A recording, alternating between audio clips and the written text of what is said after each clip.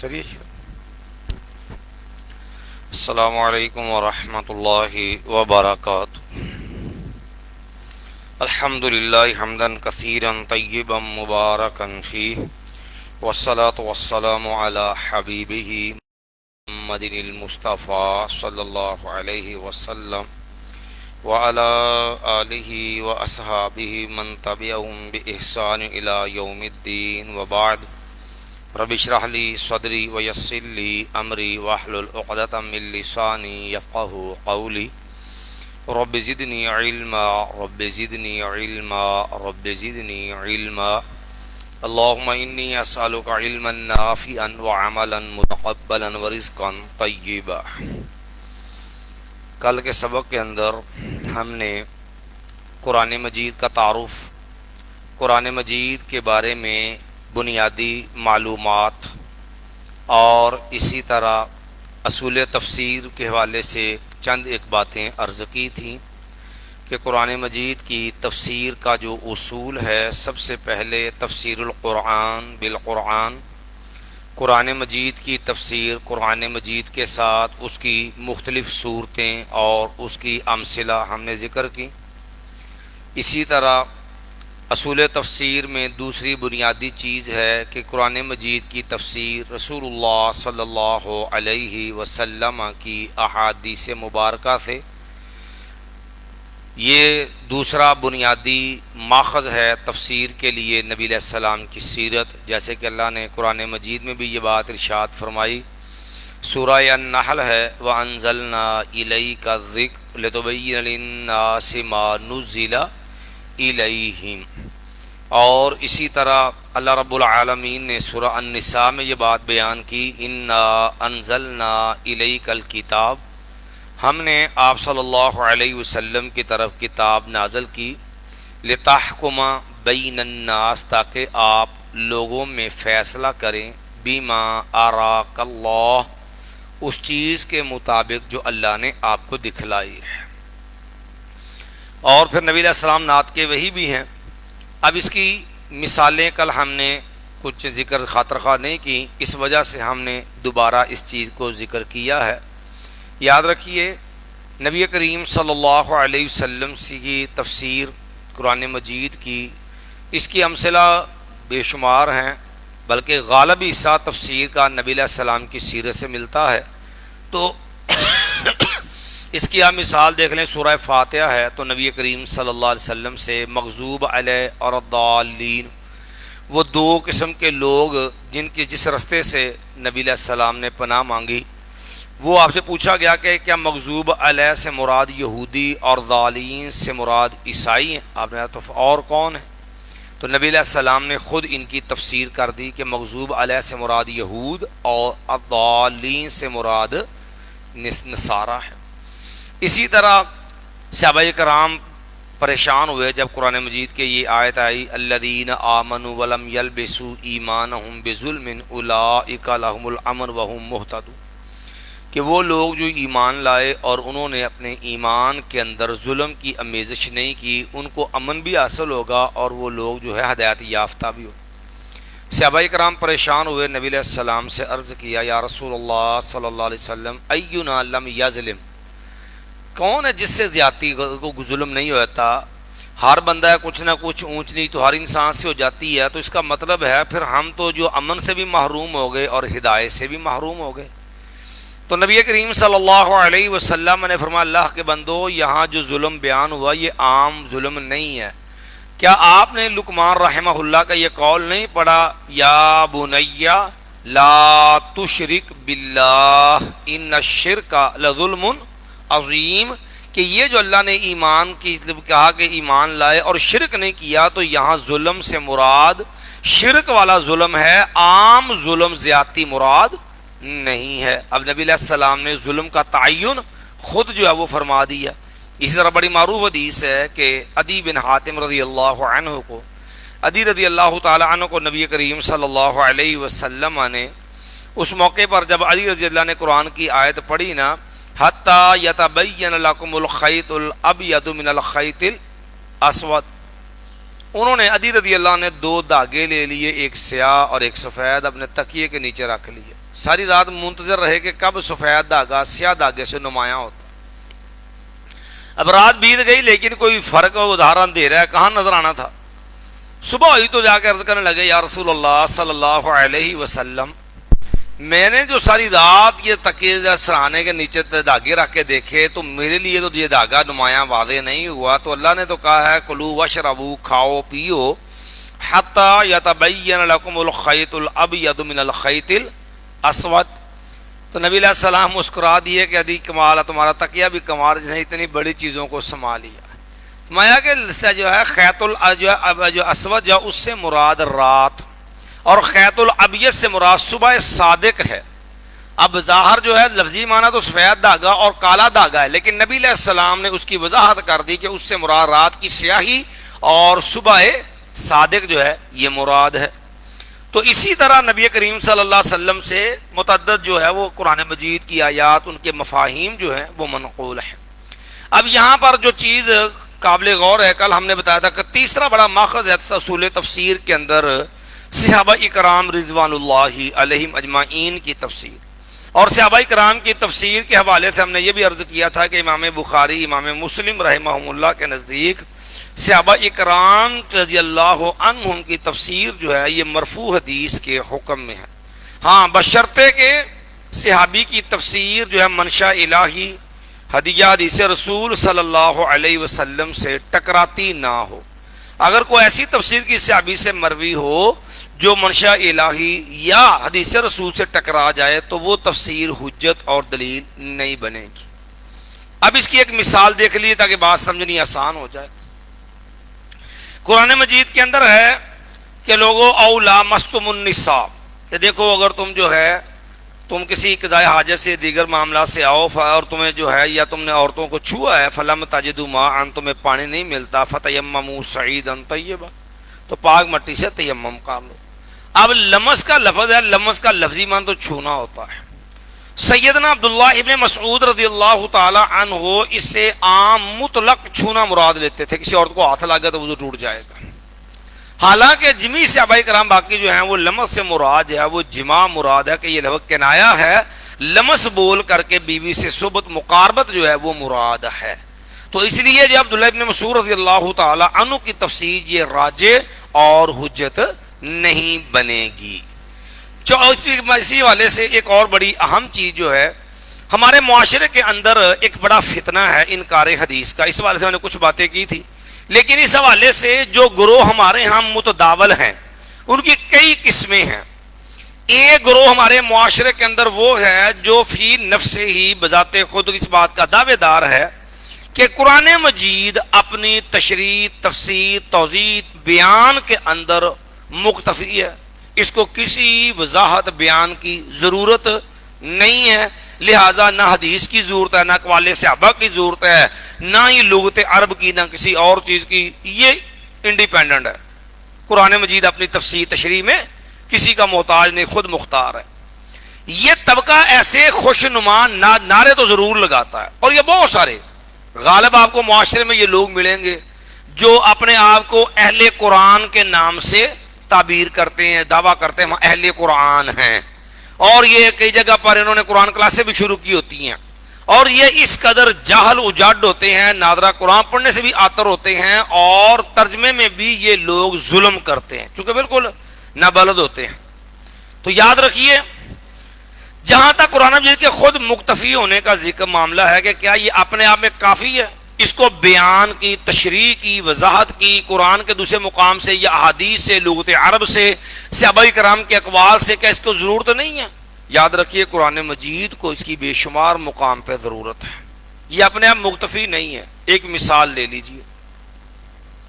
اب قرآن مجید کے اندر ہے اقیم الصلاۃ تم نماز قائم کرو.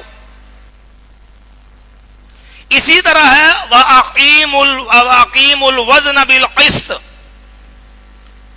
اسی طرح جس طرح جو ہے اقیم الوزن ہے اسے لفظ ہے اقیم الدین.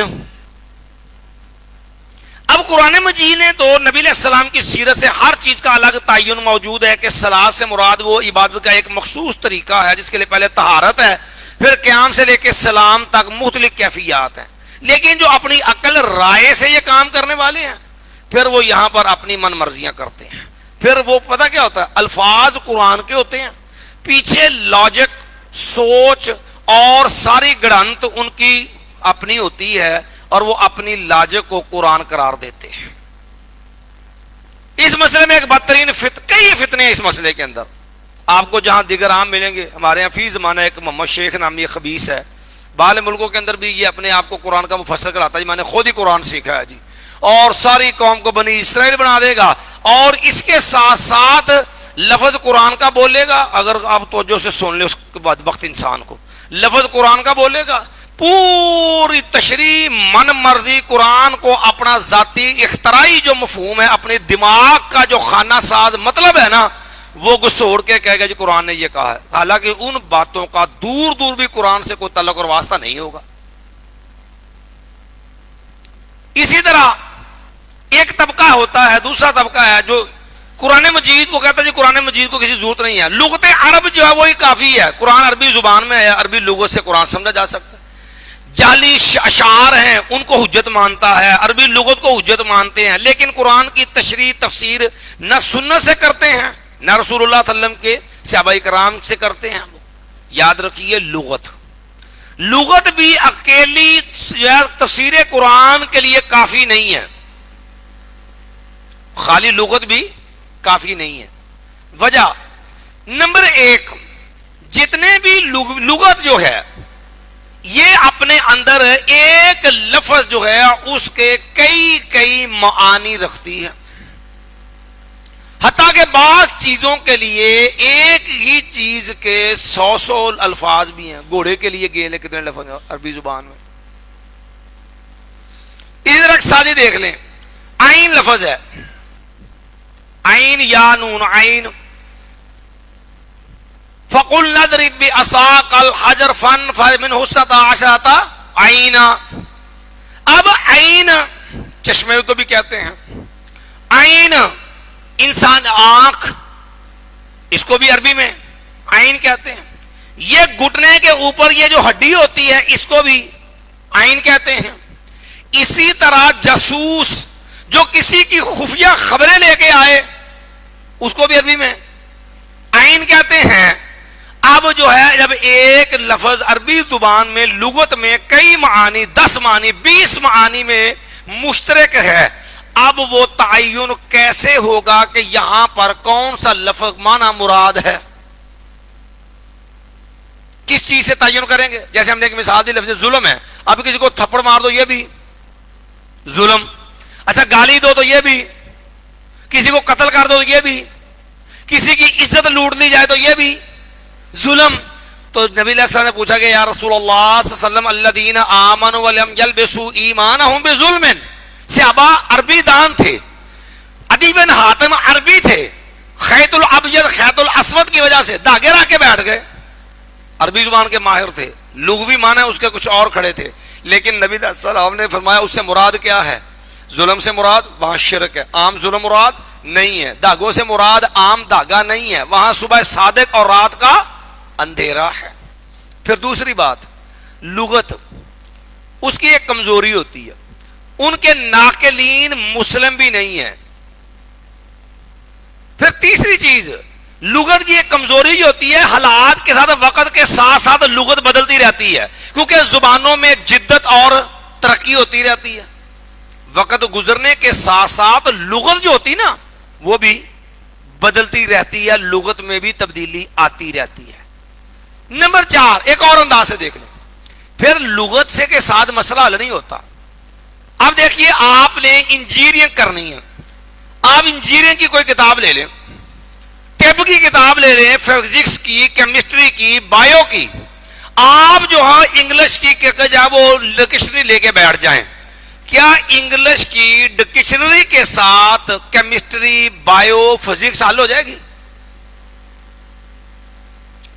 کوئی دنیا کا انسان اس بات کا قائل نہیں ہے کہ آپ جو انگلش ڈکشنری سے بایو حاصل کر لیں, فزکس حل کر لیں, کیمسٹری حل کر لیں, ممکن نہیں. انجینئرنگ حل کر لیں, ممکن نہیں. کیوں؟ ہر فن کے مخصوص اصطلاحات ہوتی ہیں, وہ لفظ جو بولتے ہیں ان کی ایک خاص اس سے مراد ہوتی ہے. وہ جو خاص لفظ کی مراد ہوتی ہے نا ہر فن میں، اس کو اصطلاح کہتے ہیں. جب تک وہ اصطلاح سے بندہ واقف نہ ہو اس وقت تک اس چیز کی مراد سمجھ نہیں آتی. تو جب ہر فن کی مراد ہے تو لغت کے سارے دنیا کے فن حل نہیں ہوتے، تو کلام الہی ماہ لغت کے حوالے سارے کیسے حل ہو سکتا ہے؟ تو یہ چیز جو ہے لغت بھی اپنے اندر یہ کافی نہیں ہے.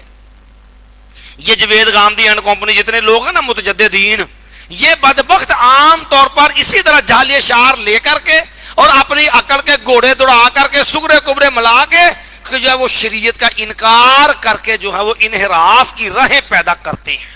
ظاہری طور پر کیا لغت عرب سے جب محبت ظاہر کریں گے، جعلی اشعار کو بڑھا چڑھا کے پیش کریں گے، لیکن صاحب کتاب نبی علیہ الصلوۃ والسلام کی سیرت جو ہے ان سے انحراف کریں گے. کیوں؟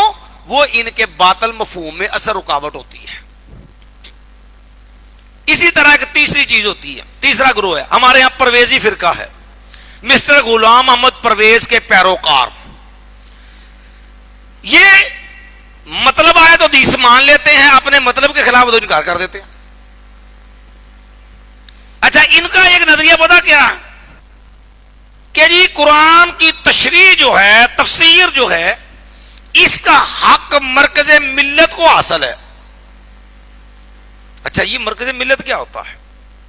مرکز ملت کا سادہ مفہوم یہ ہے کہ وقت کا خلیفہ، حکمران، حاکم عمران خان ہے، زرداری ہے، نواز شریف ہے، یا کوئی اور شریف معاش ہے، جو وقت کا حکمران ہوگا اس کو جو ہے وہ جو ہے قرآن کی تشریح کا حق حاصل ہے.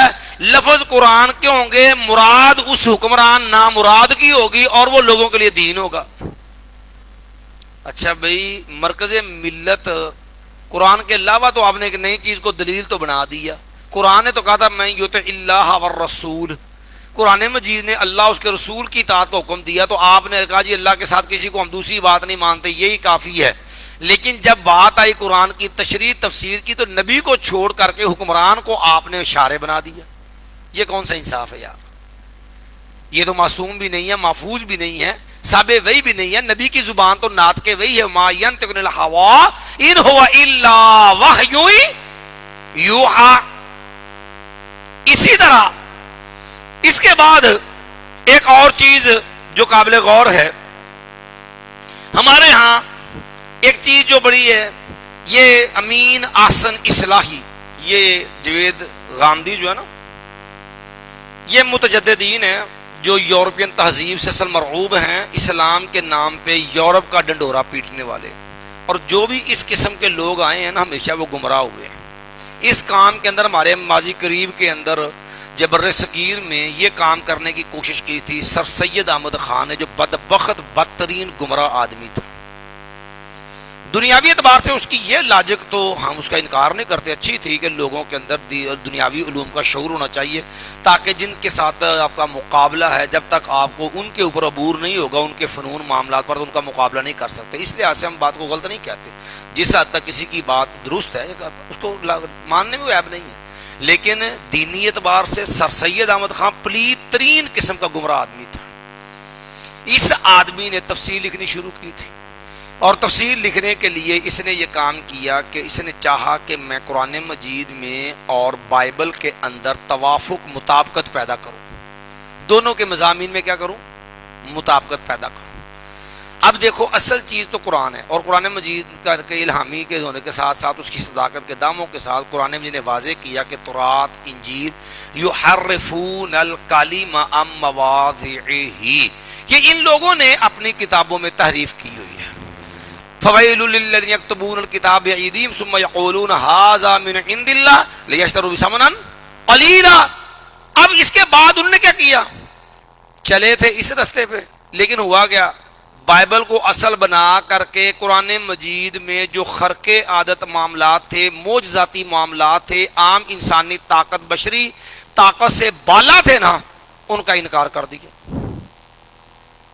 نتیجہ تن بدترین قسم کی گمراہی میں جا گرا، اور 15 پارے کی تفسیر اس نے کی تھی، اور وہ تفسیر مارکیٹ میں مل جاتی ہے، لیکن ہے سارا اسی طرح گمراہی کا پلندہ ہے. بولو ایک مثال اس کی میں دے دیتا ہوں آپ کو.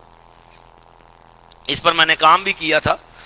ہمارے ایک پروفیسر ہیں یونیورسٹی کے شعبہ اسلامک ڈپارٹمنٹ جو تھا نا، اس کے جو چیئرمین تھے وہ غالباً اب ریٹائر ہو گئے ہیں، ان کا تھیسس مقالہ تھا، اس کا پہلا موضوع تھا نیچریت، وہ میں نے لکھ کے دیا تھا ان کو، وہ تفسیر حقانی اور تفسیر صناعی کی روشنی میں اس کو مرتب کرنا تھا۔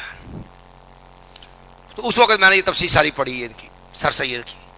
مثلا کی مثال لے لو، قرآن مجید میں ہے اللہ تعالیٰ نے موسیٰ علیہ السلام سے کہا فَقُلْنَا اضْرِب بِعَصَاكَ الْحَجَرَ، ہم نے موسیٰ علیہ السلام سے کہا آپ پتھر کے اوپر لاٹھی ماریے۔ جب موسیٰ علیہ السلام نے کہا تھا کہ میرے 12 قبائل ہیں یا اللہ پانی چاہیے، تو مایا کہ وَإِذِ موسیٰ لِقَوْمِهِ فَقُلْنَا اضْرِب بِعَصَاكَ الْحَجَرَ فَانْفَجَرَ، تو کہنے لگے یہ نہیں ہے کہ موسیٰ علیہ السلام گئے پتھر پہ لاٹھی ماری تو 12 چشمے پھوٹ پڑے۔ اب چونکہ عقل پرست ہے نا، نیچری ہیں، عقل پرست، تو عقل پرست اب عقل کے گھوڑے دوڑا کے کہتا ہے یہ کیسے ہے کہ آپ پتھر پہ لاٹھی مارے اور چشمے نکلے، ممکن ہی نہیں ہے۔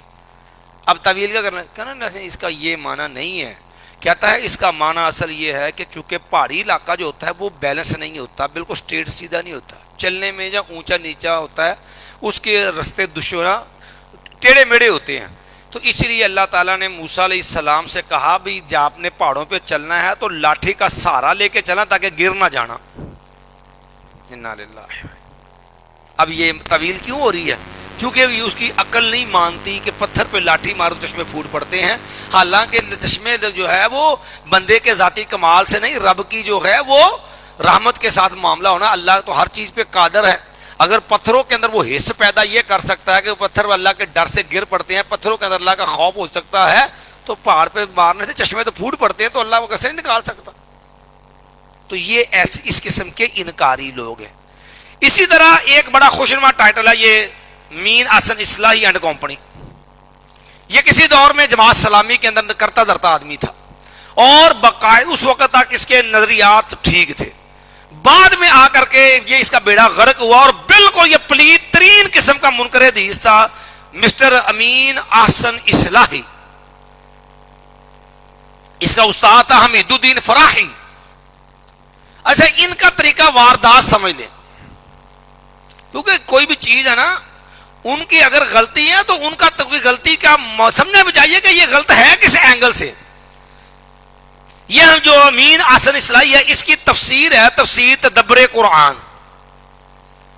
یہ تفسیر 9 جلدوں کے اندر تباہ ہے، 9 جلدوں کے اندر یہ تفسیر مطبوع ہے، اور اس کے جو ہیں 5844 صفحات ہیں ٹوٹل، تقریباً 6000 کے لگ بھگ صفحات ہو گئے، یعنی 5844 صفحات ہیں۔ اچھا آپ اس کا اندازہ کریں، اس پورے 6000 کے قریب صفحات 114 سورتوں کی تفسیر میں ٹوٹل اس نے 80 حدیثیں ذکر کی ہیں، 9 جلدوں پر مشتمل تفسیر ہے تدبر قرآن، اور کل حدیثیں کتنی ذکر کی ہیں؟ صرف 80، اور 80 میں سے بھی چوتھا حصہ تو صرف وہ ہے جو اس نے صرف جو ہے اس کی تردید کے لیے، احادیث کے انکار کے لیے اور بےہودہ اپنی گوئی کو بڑھاوا دینے کے لیے ذکر کیا، جس کے نتیجے کے اندر حد رجم کا انکار، دیگر معاملات، اور اس کی آڑ کے اندر جو ہے نظم قرآنی کی آڑ بنائی، صحابہ اکرام کے بارے میں غلیظ قسم کے جو ہے وہ جملے، وہ جو ہے معاذ اللہ صحابی رسول ہیں، معاذ اسلمی رضی اللہ تعالیٰ، جب یہ رجم کے منکر ہیں کہ شادی شدہ زانی کو رجم نہیں کیا جائے گا، تو کہنے لگے جی وہ معاذ اللہ جو ہے وہ عیاش زانی تھا، اور غامدیہ صحابیہ کے بارے میں اس طرح کے بازاری لفظ استعمال کیے اس نے کہ وہ بازاری طوائف تھی معاذ اللہ۔ تو اس کی وجہ کہ یہ لوگ چونکہ احادیث کے منکر ہیں تو کہتے ہیں جی دیکھو قرآن کی تفسیر کے لیے طریقہ کار کیا ہونا چاہیے؟ نظم قرآن، الفاظ کی آپس میں مناسبت، اس کے مطابق تفسیر کرنی ہے۔ حالانکہ یاد رکھیے، آپ یہ بات اچھی طرح جانتے ہیں کہ قرآن مجید تو اس ترتیب سے نازل ہی نہیں ہوا۔ اب قرآن مجید میں صرف نظم سارا کچھ چھوڑ کے، سنت چھوڑ کے، اقوال صحابہ چھوڑ کر کے، شان نزول چھوڑ کر کے آپ محض نظم کی بنیاد پہ تفسیر کریں گے، مراد الہی کو کبھی آپ سمجھ نہیں سکتے، آپ کبھی مراد الہی کو پہنچ ہی نہیں سکتے۔ وجہ اب دیکھو، سب سے پہلی سورت کون سی ہے؟ اقرأ بسم ربک الذی خلق، پھر دوسری وہی یا ایھا المدثر، پھر یا ایھا المزمل، پھر کہاں جا کر کے کون سی سورت، کوئی کہاں پہ، کو کہیں پہ نبی علیہ السلام ترتیب لگوائی۔ اب نظم کا تقاضا تو تب ہوتا ہے جو بالکل اسی ترتیب سے نازل ہوا اور سارا معاملہ الگ، اس کے واقعات الگ ہیں، اور جب تلک آپ شان نزول پس منظر آیت کا سامنے نہ ہو، کتنی آیات مسائل ہیں، ان کا مطلب مفہومی واضح نہیں ہو سکتا، تو یہ لوگ ہر چیز کا انکار کر کے محض جو ہے وہ نظم کی آڑ میں ہر چیز کا انکار کر دیتے ہیں۔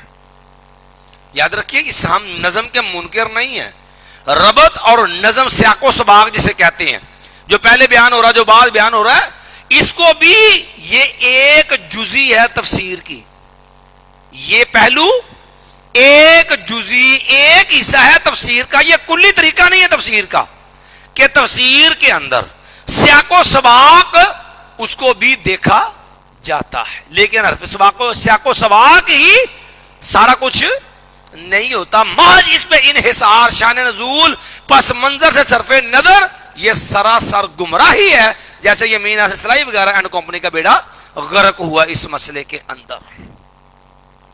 چلیے جی، اس کے بعد ایک سیکنڈ یاد رکھو جی، السلام علیکم،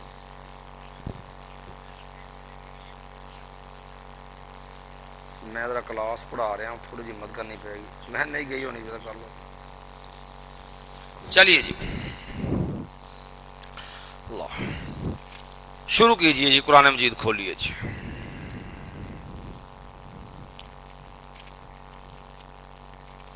بسم اللہ الرحمن الرحیم، اعوذ باللہ من الشیطان الرجیم، بسم اللہ الرحمن الرحیم۔ سورۃ الفاتحہ مکیۃ، سورہ فاتحہ مکی سورت ہے۔ یہ بات ہم نے آپ کو پہلے عرض کی ہے کہ قرآن میں کچھ حصہ مکی ہے اور کچھ مدنی ہے۔ ویسے یہاں پر ایک اور بات بھی ضمناً چلو آئی ہے تو کر دیتے ہیں، ہمارے معاشرے میں بعض لوگوں نے ایک نظریہ بنا لیا ہے جی نبی صلی اللہ علیہ وسلم حاضر ناظر ہے، حالانکہ یہ نظریہ نہ قرآن کی روح سے صحیح، نہ سنت کی روح سے، نہ ہی عقل سلیم کی روح سے صحیح۔ قرآن و سنت ثابت ہوتا بھی مان لیتے، کیونکہ نبی علیہ السلام کا وجود مبارک ایک ہی ہے نا، تو ایک وجود ایک وقت میں متعدد جگہ پہ ہو ہی نہیں سکتا۔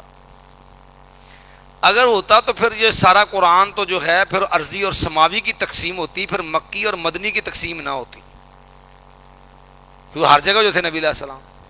تو یہ مکی مدنی تقسیم بھی اس عقیدے کا بطلان کرتی ہے، حالانکہ بڑے مسلمہ چیزیں ہیں۔ معراج دیکھ لیں، واقع معراج بھی اس عقیدے کی نفی کرتا ہے، کیونکہ نبی علیہ السلام جب مکے میں تھے تو بیت المقدس میں نہیں، بیت المقدس میں تھے تو آپ آسمانوں پہ نہیں تھے،